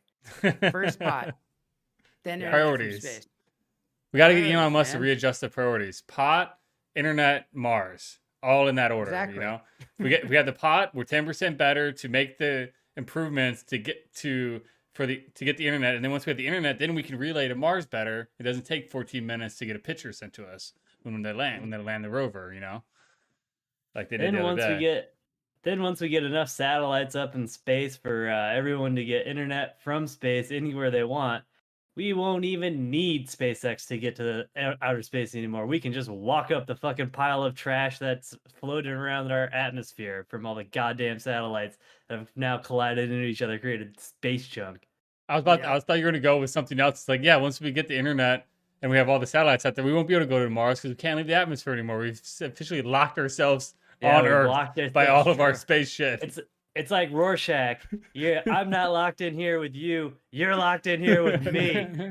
We're essentially trapping ourselves from aliens. Aliens will come by and be like, man, we can't even get in there. That's a great defense wall. All right, we'll go on to the next one. That's right. The flat Yeah, earthers won't look so ridiculous. There will be a giant wall. I think that and the what's the other problem that I think needs solving is like radioactive waste storage. Like where do you store it? Space. Yeah. That space is a problem. Space junk. Shoot it into the sun. Yeah. You got to do the Futurama aspect. Shoot off into space. That's a problem for another generation. Someone else's problem later down the road when they have the technology to hopefully fix it. Yeah, dude. Well, I think I've told you That's guys another this, big one like, though. I think I told you guys this, like, not to go back on the education stuff before, but I was taking a philosophy class and like everybody was like wanting to make this big argument that like we should start giving up our hard-earned incomes or like our time to go like feed or like make the world better. And my argument was like, well, we should just engineer our way out of all these problems that we probably could if we really wanted to. Like they're already engineering like how to turn like CO2 into something that's usable to reduce our greenhouse gases, right? So it's like there's ways that I think that we could easily engineer our way out of most of the more problems, but they're not a big enough problem for people with the big brains to want to solve, you know? Because if it's a big enough problem like COVID, we got a vaccine in a year. Every big brain in the country and everybody that had money was throwing money and time at it, and we got it. You know, so I think that's got a lot to say about, you know, how we really approach a lot of the problems. Yeah, it's always a go-to topic or a topic that philosophers or philosophy classes always try to get into is can we as a society invent our way out of almost all of the problems that we're facing? And in most cases, we can. We just haven't tried it yet, or like when we do try it, we can like get ourselves out of it or find a way to create a novel solution for something. It's Mm-hmm. pretty crazy. Like they're working on like developing bacteria that eats plastic. So like I saw one of the that. issues we have with like landfills is that they're landfills aren't just like biodegradable waste. Like there's a lot of styrofoam in there, a lot of plastics that'll never be biodegraded like within the next 1,000 years. And now people are working on like algae and other bacteria that like can literally eat plastic, and they'll just dump that into like all these landfills and problem solved. I'm saying Until that creates its own problem. And then we'll have to re-engineer, and then we'll have to engineer our way out of that one. I think I told you guys about the dude that I studied under here. His name's Robert Kellerman. He's a geologist that is like studying this really ridiculous way out of our carbon problem that we have on Earth. It's called in situ carbon leaching. Have you ever heard of this? Only in I think name, I've heard but I of have no idea. the leaching method before. The carbon leaching So thing I've heard before, but I guess there's this special type of like limestone that can be found in certain parts of the world, like in different mountain ranges or whatever, that actually absorbs carbon out of the atmosphere. So like, and it's a rock. It's literally just a rock. Um, and so that's it. That's like his pioneering area of research is just get more of this rock um, exposed, and it will leach carbon out of the atmosphere.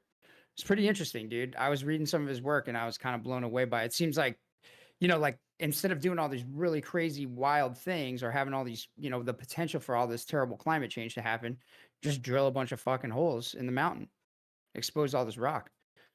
Seemed really interesting. So, but yeah, I mean, I agree with you that you should engineer your way out of problems all the time, but we're too busy doing other things like legalizing pot or fighting wars in fucking Afghanistan where they are still living in the fucking Stone Age. And we're probably killing our best dudes that would have been fucking scientists and engineers our way out of shit. It's like we're too busy just being humans, dude, to do that kind of stuff. So that's the one thing, that's the one redeeming quality about Elon Musk that I like. I think Elon Musk is kind of like a crazy quack, but at the same time, like I like people that think like that, a little more big picture, dude. You know what I mean? Yeah, that's like it's like all those Silicon Valley dudes. They're a bit weird. Some of them may be charlatans, but do True. have some good ideas. Yeah. Speaking of, shall we discuss our favorite Silicon Valley writer, blogger, and and most recently canceled, doxed, and into obscurity, Silicon Valley person? Oh, he's not Let's Doc. do it. He's got a new platform now. Oh yeah, big time. But yeah, basically, we wanted to talk tonight about another pretty interesting thing. I had kind of been following this guy for a really long time. He was a blogger, wrote this blog called Slate Star Codex, and I had forgot like all about the blog after a bunch of like turmoil and crazy shit happened over the summer. And then I was reminded by this New York Times article that was like really crazy. I sent it out, just kind of it wasn't really crazy. I don't even know what I'm talking about. It's just it sucked. But anyway, it reminded me of Slate Star Codex and how we've never talked about it on this podcast, and how it is. If you have not seen it before, you should check out the blog. It's really, really very good. They go over lots of really good shit. And so yeah, I mean, did you guys get a chance to take a look at it? Drew, I know me and you discussed that New York Times article. It was a gem. Yeah, I took a look at it, and that New York Times article is atrocious. I mean, it like that article didn't even know what it was. It flip flopped on its main point several times. Like it tried to frame the author of Slate Star Codex as like the guy, like the bad guy, but then they're just trying to do their job, and his name was already out there, and that's his fault and not there, like a finger pointing game. And then they just started like shitting on people for using like Bayesian like statistics or like Bayesian reasoning to decide certain things for no reason, like other than be like, oh, look at these antisocial retards. Right. Yeah. I mean, I don't know, dude. I found it really kind of weird. He also made a on his new blog. So he basically let's back up a little bit. Let's talk about who this guy is. Now we know his name. I believe his name is Scott Alexander, and he used to author like under a pseudonym. And basically, well, maybe Scott Alexander is the pseudonym. Um, I don't really know like his name or whatever. I never cared to dox the guy, but at any rate, this guy's like a Silicon Valley dude. Lives kind of in the Bay Area, but isn't necessarily in on the whole like AI tech explosion. He happens to actually be a psychiatrist. And he wants to just kind of explore all these really crazy things, and he starts a blog. The blog, though, asks a lot of questions that are not allowed, right? They're quote unquote not allowed, like the questions that get you in trouble. And so people didn't like that when they found out about it. And the New York Times basically doxed them. And by doxing them, he said, I'm going to shut the blog down if you guys fucking reveal who I am. And so people like me who were enjoying his blog basically weren't going to be able to enjoy his content anymore. He took the blog down, New York Times doxed them, and that was kind of the end of it. Until more recently, he worked it out with another, like I guess a lot of people appealed to him and they're like, dude, you need to keep going with this. And he established a new blog called Astral Codex 10. I still think Slate Star Codex is a way fucking more kick-ass name, but hey, you got to make do to, it's not bad for a second try. Um, but anyway, these pieces of shit at the New York Times, they just keep fucking harassing this dude. And just trying to make his life hell. They recently wrote another, like I said, a New York Times, article about him, basically talking about how he's just this awful guy, and he, produces all this hateful content on this platform, and he's got a new platform. They wanted to basically expose his new platform. And he does say some pretty heavy shit. So he says some controversial stuff, man. And that's what I really like about him. So you definitely should check it out. They explore everything from like human evolution to religion to ethics to AI to, like Drew was mentioning, getting into statistics and mathematics, like as much kind of intellectual curiosity satisfying as you can handle. They have it, or he has it. So yeah, excellent, excellent stuff. Yeah, I mean, it's they try to frame him in like this leader or this, I guess, dog whistler of or like what they call the rationalists, where it's just this Mm. area in the internet that is has the ears of Silicon Valley, who have a lot of power in our world, um, and make a lot of decisions that affect our everyday life. And they're talking about controversial subjects like race and IQ, and they're just approaching things in a way that would seem to be without empathy, because they're just trying to come from the ultimate rationalizing, since that's their name, the rationalist point of view. And of course, because you don't have any empathy or show any feelings, like New York Times has gotta cut you down at the knees and put you in your place. Well, Yeah, dude, they kind of. even sorry, Mike, real quick, they even tried to blame the whole James Damore thing. You guys remember that Google Yes. employee who sent that email? They tried to blame that on him. Yeah, It's like they I'm did. pretty sure James Damore is a smart dude who knew exactly what he was doing. And yeah, but anyway, sorry, Mike. No, I was gonna say when I was looking into it, it just seemed like a really interesting blog of a place where you can go and like have conversations with kind of all your bias and everything out the window, you know? Because what they were talking about too is like everything it should be like anonymous and be able to kind of just throw ideas out there and talk about everything in this open forum, which obviously we know today doesn't really work out that well because everybody gets mad and cancel culture is a thing. So I bet you they had a heyday with that. But I don't know. I thought it was a really interesting and a good outlet and platform for people that want to grow their minds in other aspects. You know, have interesting debates and arguments and try to just grow as a person. And yeah, it's kind of good thing he I got a think new one. I think So everything on there, yeah, everything on there too is like it's written to us, like to you and I, to listeners, to anyone that isn't necessarily trying to seek some type of crazy academic, achievement or something nuts. It's you're just trying to have something interesting to read every day that tells you this kind of new, very topical, and maybe even useful information about your outlook on the world. And yeah, man, I thought it was really crazy that just by asking the wrong questions on a blog, he's garnered like this much attention and basically a vendetta from the New York Times. But did you guys see his response? Because his response was like even worse than the article.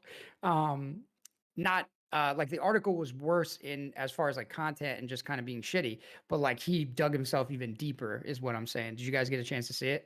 I think I saw it on the website when I went to the website when he first sent us the like check this out, and there was some like public announcement that he made about shutting down the blogs that we were referring to or something like that, saying how the New York Times is going to ruin his patients can't talk to him anymore and his livelihood's No, no, no, ruined. no, no. That was the original one. That was like Oh, when he okay. was initially getting doxxed. That was Okay. the original thing that he Yeah, that's the one posted I up. saw. I didn't see this latest one or the newer one. Yeah, the newer one is actually on the new on Astral Codex 10 on his new site. And basically, because in the article they try to compare him to Charles Murray and he just Yeah. owns it. He Damn. just Really? owns it. Yeah, he just owns it. He basically says, like, here's a quote from it. Uh Basically the article connects, him to Charles Murray, who authored the Bell Curve, alongside another gentleman who has since passed away. And basically, Charles Murray is known as like this person who has these very radical beliefs around race and IQ. And he is kind of persona non grata. And, people do not like this fucking guy at all. And so they're comparing this, blogger to Charles Murray. And so he says, this is true only insofar as I once expressed agreement with an unrelated position of Charles Murray's where he thinks that telling poor people learn to code is not a compassionate or sufficient response for dealing with poverty. And so he goes on to kind of elaborate how this is one area where he thinks that Murray is is correct. And even just that subtle agreement, I think, is enough to really land you in fucking hot water when you subtly agree with Murray, dude. So yeah, it's an interesting response, and you guys should check out the whole thing if you get some time. It's fucking awesome. Yeah, I've been in Silicon Valley. I worked there for a brief period of time when I was at Stanford. There's a lot of bikes around there, man. Don't go out without your bike helmet, or else you're gonna get a bike locked to the head. Dude. You just associated with the man that is synonymous with getting attacked with bike locks. Dude, yeah, man. I mean, I don't know where it's gonna go, but I mean, hopefully it blows his blog up even more, man. I really like there's a lot of great posts on there, where he talks about all types of really incredibly interesting things. And he reads the thing that I really like is that he reads a ton of books and he does book reviews on all of them. So it's like this guy is kind of like more what I would consider like-minded to like what we want to talk about. Um, and so a lot of the books he's reading, I'm interested in checking out myself, and I get to basically get the synopsis from him. And sometimes I don't even need to read the book. He does such a great kind of review, and breaks down the book in all of its most interesting, capacities. Damn. Out of Yeah, all the things to be associated with Charles Murray, that's like the least controversial thing to be associated with. Well, no, no, no. So what he's trying also, yeah, you're correct. You're 100% right. But what he basically was saying is because in the article, they just associate him with Murray, which Yeah, when they you think do. Charles Murray, what do you think? Do you think about learn to code or do you think about race and IQ? Right. So like Right. I think that's where he's trying to make that distinction that like, dude, don't associate me with him because you know what and this is what the New York Times, I guess, you're bringing up a very, very like poignant point here that like this is what the New York Times does. They make that characterization, right? Which it has a grain of truth to it. Even this guy admits it does have a grain of truth to it. But we all know that underneath the hood of that accusation, that it means something entirely different than what the truth was, right? You know what I mean? So the truth was he agreed with him on learn the code, but how everyone else is gonna, look at this is that this dude agrees on the very controversial and crazy nature of race and IQ from Charles Murray. So right. Cherry Right. pick out that part of association versus trying to actually read into what he was actually trying to comprehend. yeah, exactly. Because Right. how we talked about scale the other day when we were arguing about like the Wall Street bets stuff and how no one Yeah. really understands scale. I also don't think anybody really understands how to read and comprehend what people are writing in like certain types of formats. People aren't trying, like, it's not always just they're kind of going to come out and directly say what they mean. A lot of times you kind of have to be able to interpret and read like what they're saying and not just wait for them to exactly explain it to you in a quote. Like, this is what I mean. You got to kind of read between the lines. No, absolutely. And I think like Drew hit this on the head before when we have discussed the bell curve, and this is in no way an endorsement of what some of what Charles Murray's newer work really focuses on, which is a lot of very racially oriented stuff. But when they wrote the bell curve, this is like a gigantic mathematical treatise on IQ that had one chapter with one page that discussed race. So one chapter discussed race and IQ, and then which to me seems like it would be fair game, right? Like you're writing a 13, 14, 15 chapter book on IQ. You would think like, hey, maybe this is something worth analyzing. I don't know, right? Like I'm not I'm not interested in IQs that much, so I don't think about them all day. But that's how they decided to do it. But where they really fucked up was on the last page of that chapter, they made a policy recommendation based on IQ that they had just mathematically modeled out. The I'm sorry, they made a policy recommendation based on the conclusions that they had just derived from this model in the chapter. That was like the big, big fuck up. But it was one fucking page, one paragraph out of an entire mathematical treatise that got completely thrown out of the body of human knowledge.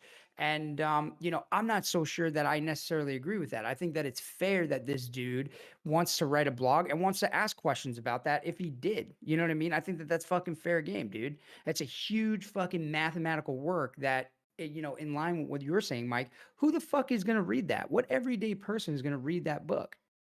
You know? Right.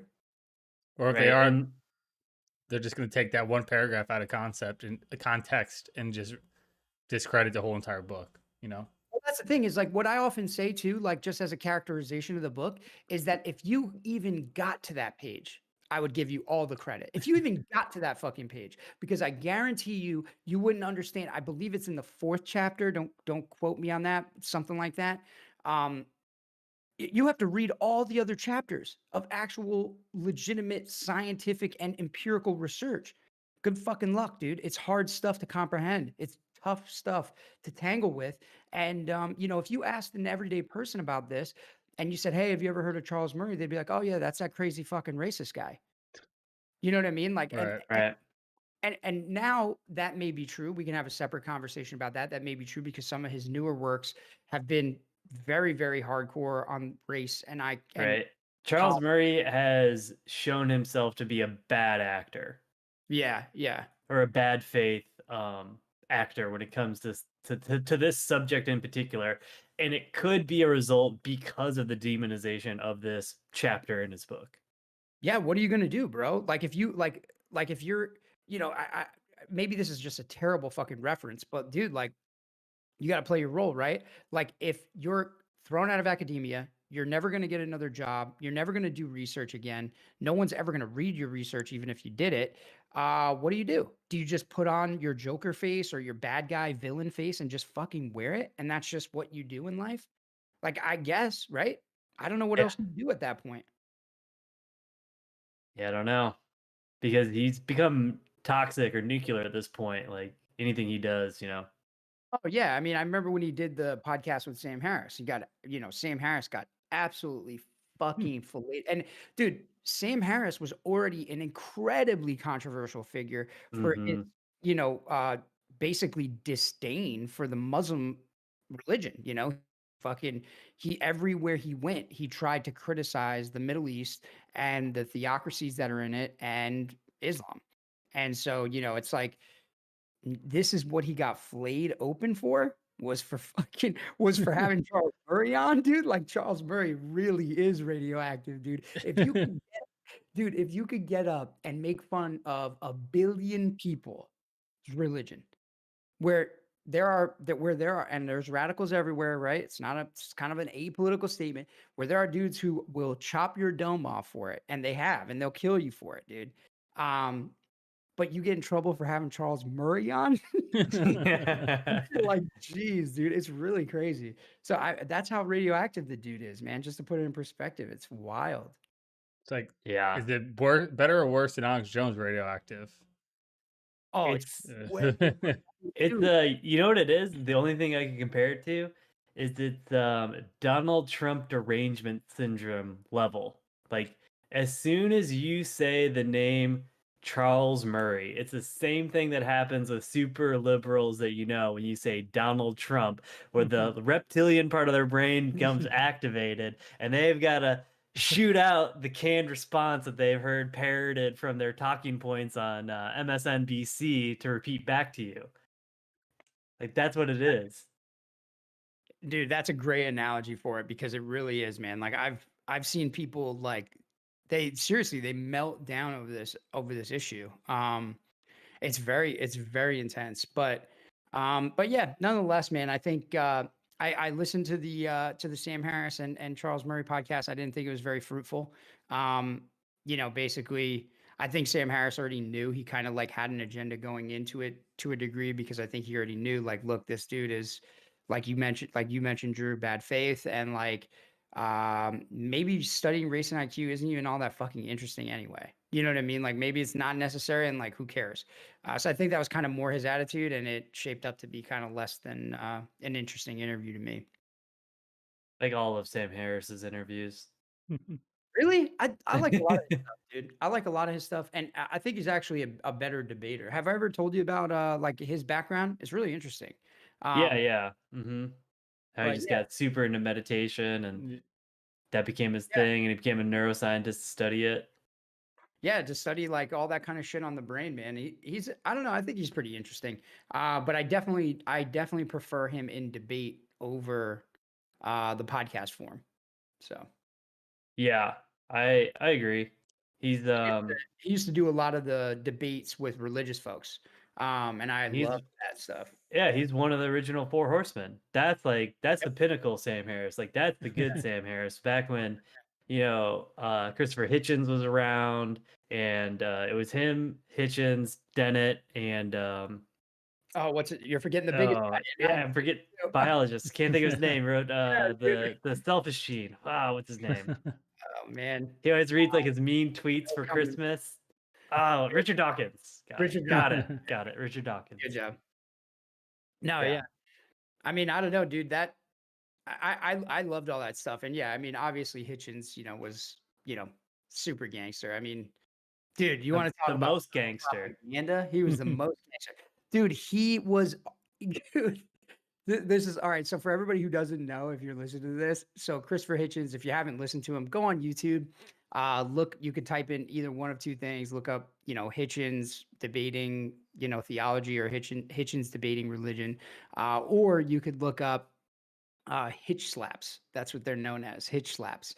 And basically, this dude was he may not have been the best debater from from a technical perspective regarding like his philosophical cohesion. But man, dude, he really had a gift with when it came to language. And this dude was so controversial about so many different issues. He was once invited to the Vatican to argue against sainthood for Mother Teresa because he was a staunch opponent of granting Mother Teresa sainthood. It's crazy, dude. Wow, holy It's actually crap. it's what propelled him to to his career heights. Was the whole Mother Teresa thing. So like he was a very very he was a devil's advocate to say the least. For sure. All the way into the bitter end too. Yeah. Yeah, dude.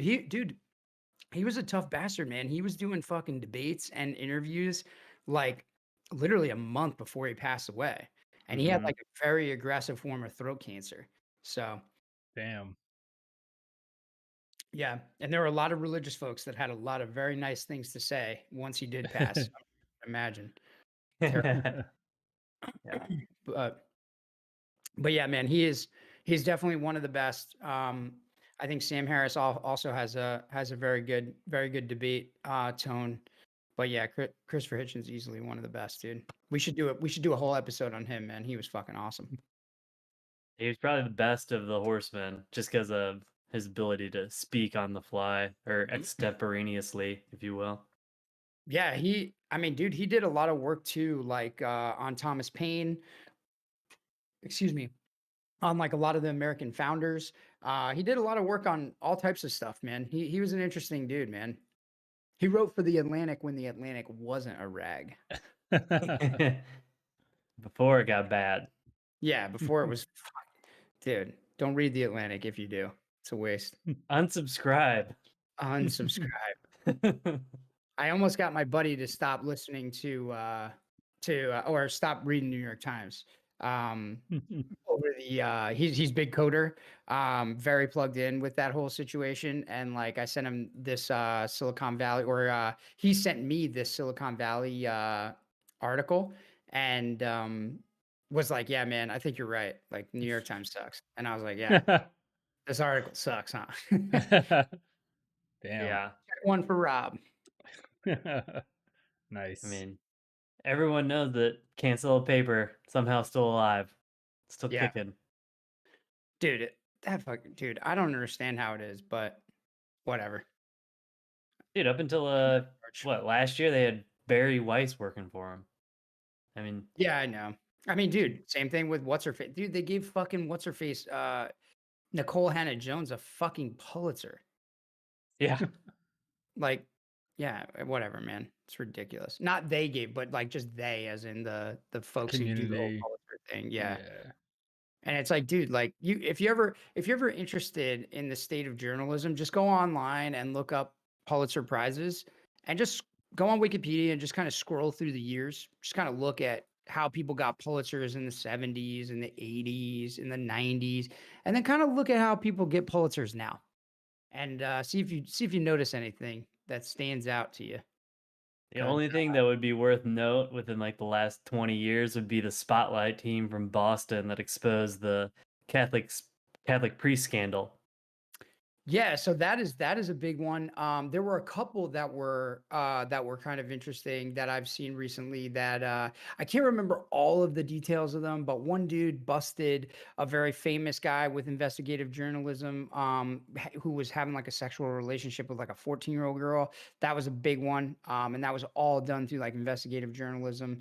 Stuff like that, like getting people caught up in relationships and stuff like that, but or like in bad, doing inappropriate shit. But back in the day, man, it used to be like uncovering of like fraud, waste, and abuse, and like this huge, like at a national level or stuff like that. That shit doesn't happen anymore. Now I think they're almost like a fucking CIA. Like they trade in secrets more than they fucking actually try to expose them. You know what I mean? And they probably protect people and things of that nature. They keep the deep dark secrets as leverage and expose what they can to Exactly. write something, but the big juicy stuff that they used to publish is now it's keeping their sources giving them information that they can't publish. Well, I bet it's also what's keeping the fucking lights on. I mean, dude, you look at like through the previous administration, like obviously Trump had a very rocky relationship with the press, but it was everyone that was left of center that was saying that there was a war on the media, even though like there was never no journalist was ever jailed or fined or any of this kind of stuff. Um, so I mean, I don't know. I think that they probably have made powerful alliances to keep the lights on, and they do less journalism and more trafficking in campaign help and that kind of stuff. Like, oh yeah, like just promise that you'll support us and we'll expose your enemies type of thing. Or Right. hey, promise that you'll support us and we'll just do 24-hour negative news coverage of your opponent for 4 straight years. You know what I mean?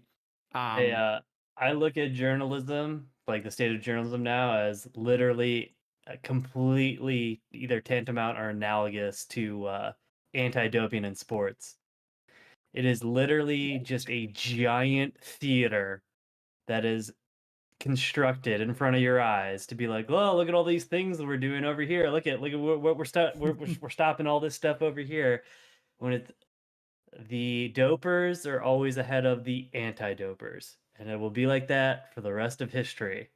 And especially when it comes to certain sports, the UFC is the best example that I can think of off the top of my head, where certain superstars get preferential treatment compared to the rest of the low-level people. For example, John Jones still has a fighting career. Tom Lawler busted for Osterine, which he was cleared of because he said, "Oh, the USADA even said that was a tainted supplement. His fighting career is over because no one knows who Tom Lawler is. Everyone knows who John Jones is." Damn. And Yeah, that's that's a good exactly point. how I look at the media. Oh, it's a great. I think that's a great. I think that's a great comparison, man. I mean, It, it's like Jeff Nowitzki. He never busted Lance Armstrong. He got everyone around him to flip on him and turn on yeah. him and snitch on him and be like, "Oh, he's doing this, he's doing that. You got to check." Dude, he was sifting through his fucking garbage to try to catch Lance Armstrong. A federal Yeah. officer with a badge and a gun was sifting through Lance Armstrong's garbage to see if he was doping in the Tour de France. Why is the government involved in that? That's Yeah. how I Yeah. look I at don't like the know. media. I think that's a good. I think that's a good. That's a good point. I never really considered it like that, but yeah, that's true. Gun and a badge, digging through trash. That's interesting, man. I never Yeah, thought of that before. Yeah, for a regulation of a sport that has no impact in like why like that like when collectively is the world bikes doesn't give a fuck about. yeah. I didn't know Except bikes for like we had the one guy who was winning it, so we cared yeah, then. yeah. But nah, that's you know me and my soapbox about anti-doping. No, it's a Did you good point, guys? especially with the media, so Yeah, they're shit, dude. It's fucking yellow journalism. They're always shit. yeah, it just is such a stark comparison to what they used to be known as, and like now what everybody kind of just associates them as is just like yeah, you see something in the New York Times where it used to be like like we were talking about the Harvard study before, where like someone puts a Harvard study out there, no matter what it is, but it comes from Harvard, it's going to get some credence or some credibility based on that. Where they used to be the New York Times or these other like news outlets. Like if they publish something that had some credence, now it doesn't. Just like, Well, it's probably bullshit. yeah, well, unfortunately, in the defense of the New York Times, like the one time where they do kind of publish something that is somewhat controversial or against the grain was what I can think of off the top of my head is that Cotton article where he wrote about like sending the military to quash the protests, and the editor in chief of the New York Times got canned for it for printing the article. Dang. Damn. Yeah, you don't remember this? You don't remember like when this was happening, all like the height of like the George Floyd protests that had been going on for a long time, and Tom Cotton was like sending the military Oh, dude, I do to take remember. care of him, Yeah, and now that you're giving me the time frame, I do remember this. he wrote an op-ed in the New York Times, and then the editor in chief of the op-ed section got canned because of it, or he resigned, I guess, and Right. That's just, you you know, can't get, they don't fire people. They just all of a sudden resign. yeah, yeah, exactly. Damn. Yeah, So dude, I don't know. They need to overhaul the whole process, man, because I think like journalism, man, has just been I don't know, man. I see the journalism at my school. I see the type of people that go there, what they're interested in, and yeah, man, it's a very uniform demographic with one thing in mind, and they want to. They're literally they're not going there to do journalism. They're going there to be political activists. yeah, You know, activism more they than consider it the same thing, and it's like I don't know about that, dude. Like, if you want to be a politician, go into politics. Like, don't like be a propagandist. You know what I mean? Right. Well, speaking of good journalism, did you guys know that on this day, 175 years ago, was the first rescue of the Donner Party? No. Damn. Didn't That know. crazy? Tell me about it. Give me some Donner Party information. I'm What do you want to know about the Donner Party? Because I got all the details. all I know is that they fucking chowed on each other, dude, when the going got tough. They did chow on each other when the going got tough. So Damn. like the Donner Party, for anyone that's not familiar with them, it was a group of 89 people. They um left good old Springfield, Illinois, my home state. And they made their way. They were making their way out west during the California boom, like in the late 1800s or the mid 1800s, I should say. Um, and they got all the way to Fort Bridger. And if you remember our conversation about Jim Bridger, they actually met him, and they were talking about how they should go out west. And they were like, "Oh well, you're just in luck. There's a new cut through. It's called the Hastings cut through. It's a shortcut. It'll get you to California quicker than the way you normally need to go." He said, "Don't you worry.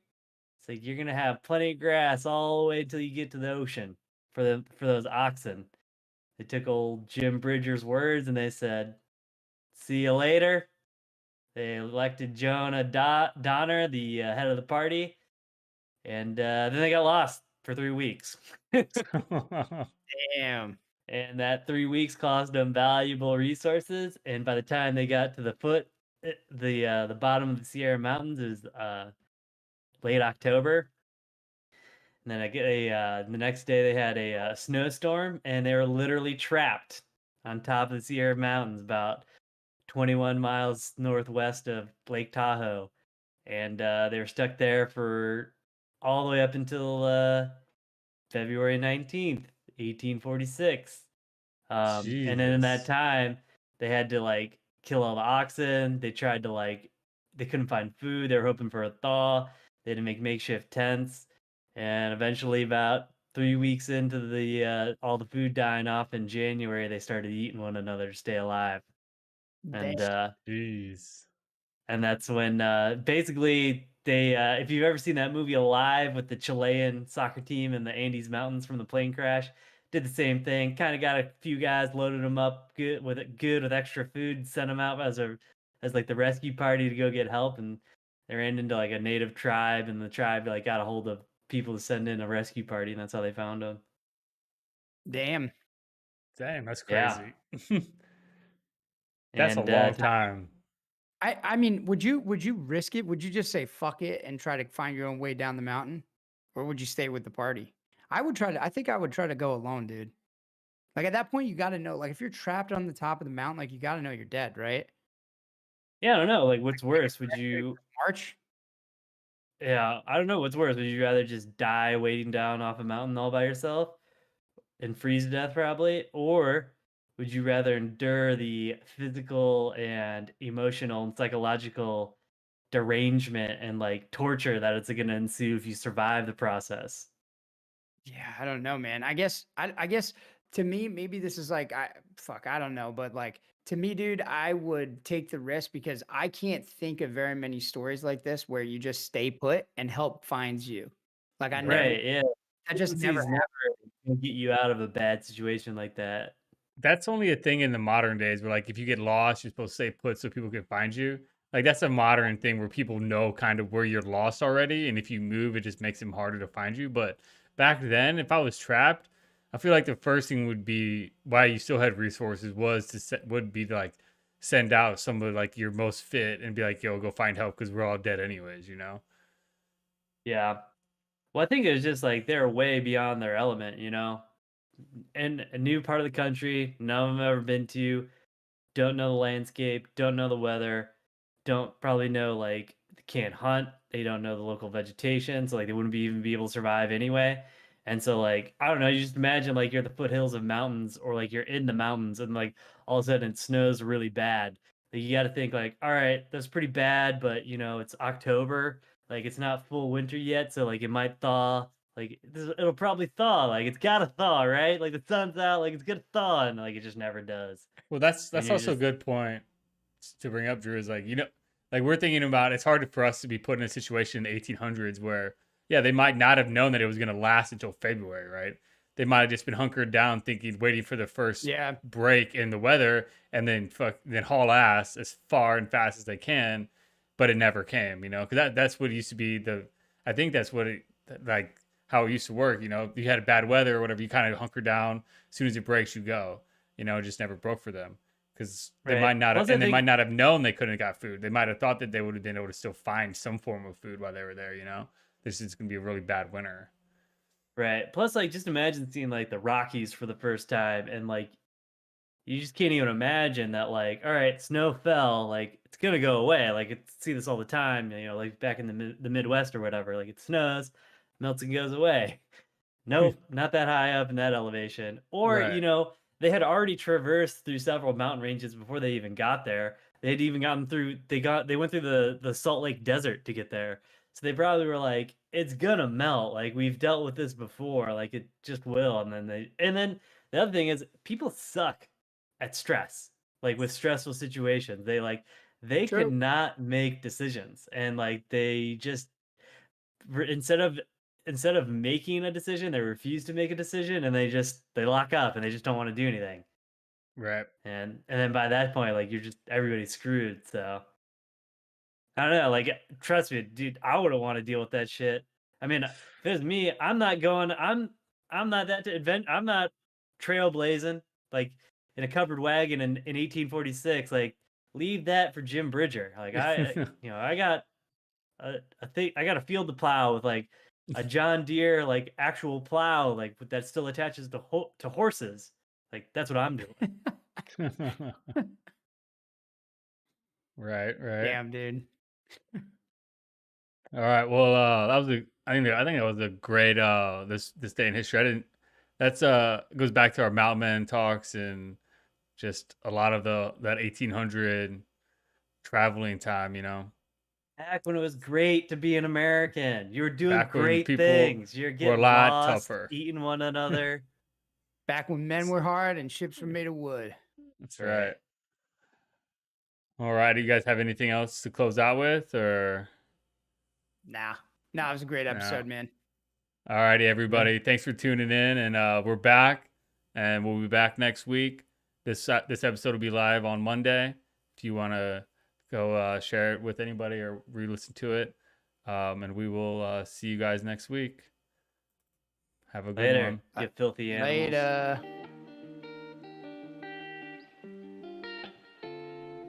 Thank you for listening to Subtle Propaganda. We hope you guys enjoyed the show.